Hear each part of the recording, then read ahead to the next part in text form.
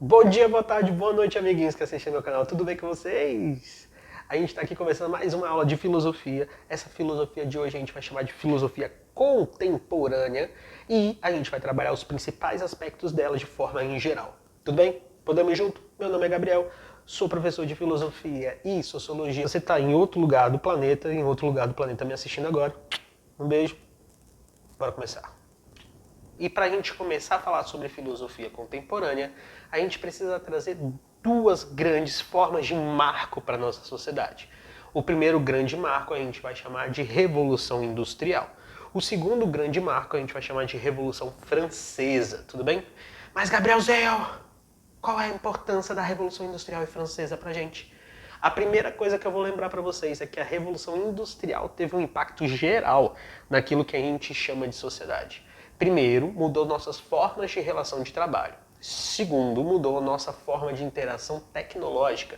E terceiro, mudou as nossas próprias formas de atuação política, artísticas e sociais. Para vocês entenderem isso um pouco melhor, a Revolução Industrial ela teve um impacto tão importante na nossa organização econômica que a gente tem uma era chamada de Era Industrial para falar sobre aquilo que a gente chama de capitalismo e a organização do próprio capitalismo. Tudo bem? Dentro dessa análise, a Revolução Industrial ela mudou a dinâmica pela qual o indivíduo ele se tem e se organiza politicamente, substancialmente, subjetivamente, diante desse novo cenário social. A segunda forma de coisa importante que eu falei para vocês era a Revolução Francesa. A Revolução Francesa traz para a gente uma coisa bem própria, aquilo que a gente chama de individualidade. A Revolução Francesa ela trouxe a burguesia para o poder e nada mais individualista daquilo que a gente pode chamar do que essa própria forma ideológica burguesa que teve a dominação. Dentro desse sentido, a gente tem um indivíduo cada vez mais forte dentro desse cenário e a gente também tem novas formas de interação. Ok? Dito isso, vamos fazer o seguinte. Nessa filosofia contemporânea, o que é principal a gente entender é que dessas duas revoluções, a gente tem três pilares ideológicos, tudo bem?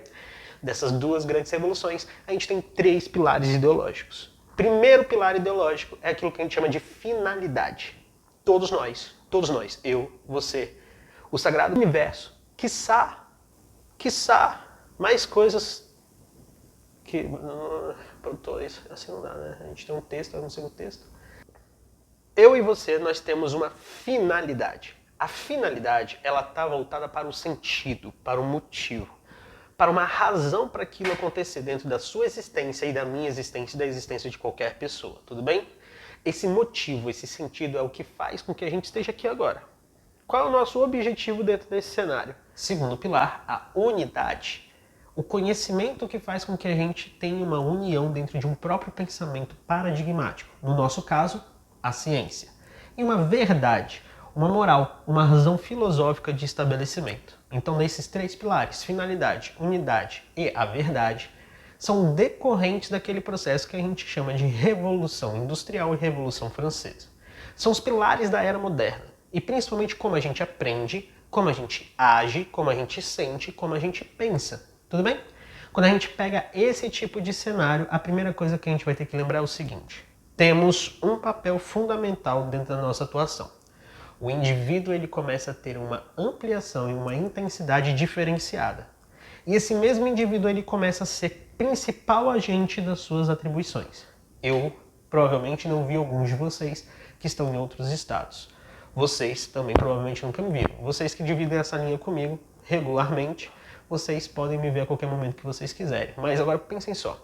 Alguns de vocês que eu não conheço, nunca vi, eu sei que o destino já mostrou para vocês algumas atribuições bem importantes. Primeira atribuição bem importante é a sua vida ela é determinada a partir de expectativas sociais, tanto familiares como sua. Tudo bem? Essas expectativas familiares, sociais, sua, ela monta para você um plano de vida que você tem que fazer um curso que você goste, ok? Para depois você ter um trabalho maneiro que você ganhe bem e que você consiga fazer coisas que você gosta também. Tudo bem? Dentro desse sentido, a primeira coisa que a gente pode trazer de grande trabalho para você é essa individualidade tendo um projeto de destino traçado. Lembra que a gente tinha uma moral, uma verdade para se seguir? Essa verdade ela é condicionada para aquilo que a sua vida ela é traçada. Então tem uma expectativa que você faça um curso que te remunere bem. A gente tem uma expectativa que você alcance um nível familiar de atribuição. A gente tem uma expectativa que você alcance um emprego maneiro, para que você consiga fazer algumas estratégias de articulação. A gente tem um sentido, um motivo para as coisas que vocês fazem. Alguns de vocês promovem interações e fazem vários tipos de frase para afirmar a própria forma de conexão e vida constantemente. Do tipo, se eu não conseguir fazer aquilo que eu quero agora, eu não vou ser ninguém na minha vida. Se eu não estudar, eu não vou ser ninguém na minha vida. Esse tipo de crença é uma das verdades da era moderna que a gente criou, que faz com que você tenha um motivo para me assistir agora. Você tem um motivo para me assistir agora, além da Foucault, que está ali atrás, fazer uma participação especial. Isso é uma merda.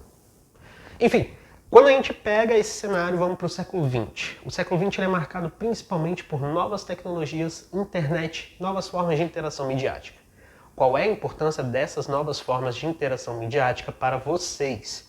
A mídia é uma das formas de articulação que a gente tem principalmente para fazer uma relação de consumo continuar a acontecer e ser estimulada.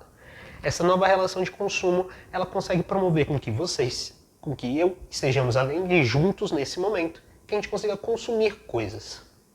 As pessoas elas se tornam consumíveis, as pessoas elas se tornam mais rápidas e dinâmicas, tanto em emoções, quanto em pensamentos, quanto principalmente nessa relação de produção. Para vocês terem ideia, tem um sociólogo que vocês gostam muito de colocar em redações, inclusive chamado de Bauman, que ele faz uma análise sobre a modernidade e sobre a liquidez que essa modernidade trouxe. Essa modernidade líquida, ela faz com que as coisas elas não sejam feitas para durar. Assim como esse vídeo, que tem uma hora para acabar daqui a pouco, ele também é trabalhado com uma questão bem simples. Nossa forma de interação no ensino médio ela não é para sempre. A sua forma de interação para você passar no vestibular não é para sempre. Vocês todos têm metas com prazos bem definidos. Seja o seu curso na sua forma de vestibular, na sua faculdade, seja até mesmo projetos que você tem para a própria vida, ok? E isso faz com que você que tá aí, você que tá aí, tá me vendo nos olhos, tá vendo meu gato também, sai daí, Foucault, sai daí, Foucault. Faz com que você esteja pronto e apto para viver na sociedade. O que faz a crítica dos filósofos contemporâneos nesse momento? A crítica dos filósofos contemporâneos ela está substanciada em uma coisa bem simples, questionar a sua própria existência diante desses fatos. Uma modernidade que ela já te dá uma verdade, uma finalidade, uma unidade de pensamento. Uma modernidade que ela te aprisiona, ao mesmo tempo que ela te dá uma certa liberdade. Porque os ideais daquilo que a gente tem de Revolução Francesa, a liberdade, ela tem uma questão bem individual. Qual liberdade que a gente está falando? Você é livre para fazer o que de fato?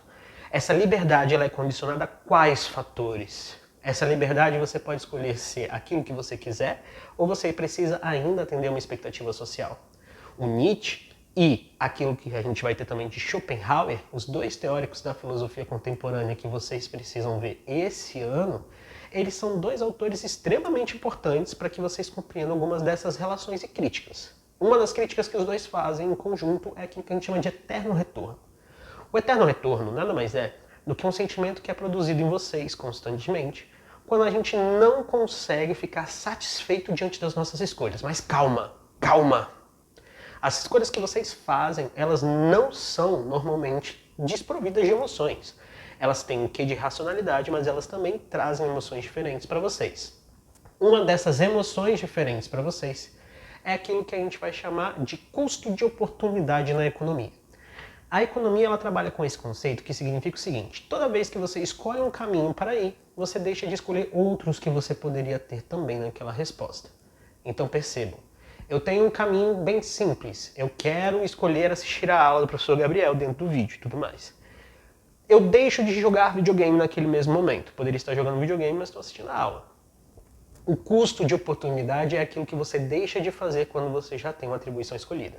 Vamos supor que o eterno retorno, ele vai ser o sentimento produzido quando esse custo de oportunidade ele é feito. Então vamos supor que você foi jogar videogame e não assistiu minha aula, ok? Em algum determinado momento, quando a gente voltar dessa quarentena, espero que vocês todos estejam bem, a gente vai ter aulas presenciais e tudo mais, a gente vai ter uma prova, que é o Enem, que vocês estão se preparando às vezes e tudo mais, e a gente vai ter um problema. Vocês vão fazer essa prova. Aí vocês vão ficar lá na prova do Enem, vão fazer uma questão de filosofia contemporânea, vai aparecer o nome do Nietzsche, vai aparecer o nome do Schopenhauer no texto, E aí vocês vão falar, eita, eu não assisti aquele vídeo. Será que eu vou passar? Será que eu vou conseguir? E a resposta é talvez sim, beleza? Talvez sim. Só que o seu sentimento, a sua lembrança, ela vai te falar o seguinte, nossa, se naquele dia eu tivesse estudado pelo vídeo do professor Gabriel e não tivesse jogado videogame, talvez eu tivesse conseguido. Todos os dias a sua cabeça trabalha assim, seu coraçãozinho trabalha assim, tudo bem? Você não precisa ficar tão assustado. Às vezes você vai estar lá de manhã e você vai falar, nossa, amanhã eu vou acordar mais cedo porque eu vou conseguir, sei lá, limpar a casa, fazer exercícios, vou conseguir estudar mais cedo, vou conseguir manter minha rotina. Aí chega na madrugada, você ficou acordado até mais tarde assistindo algum filme, assistindo BBB, alguma coisa assim aleatória, e aí você foi dormir tarde, você não acordou cedo pela manhã. Quando você acorda, você fala, não consegui cumprir aquela minha meta, que pena, vou fazer outra coisa aleatória agora também. A grande ideia é que esse eterno retorno, ele sempre vai te lembrar daquilo que você deixou de fazer, tudo bem? Então o indivíduo da sociedade contemporânea é um indivíduo que está em constante sofrimento. E esse sofrimento ele é comum. Esse sofrimento ele vai acontecer por várias razões. Entre as principais razões que esse sofrimento acontece, a gente pode elencar o dinamismo dessa nossa sociedade, os objetivos traçados pela nossa sociedade, a finalidade, os motivos, os sentidos que vocês encontram para fazer as ações que vocês têm, a unidade, a forma de conhecimento que a gente está gerando e a forma de explicação que são realidades, e a verdade, a moral por trás daquilo que a gente tem na sociedade contemporânea. Como que a gente pode romper e como que a gente pode fazer com que vocês se sintam melhores? A gente tem várias respostas, tá? Uma dessas respostas é terapia. Não, tô brincando. Uma dessas respostas ela é bem simples. A gente pode fazer aí alguns autores conversarem diante dessa situação.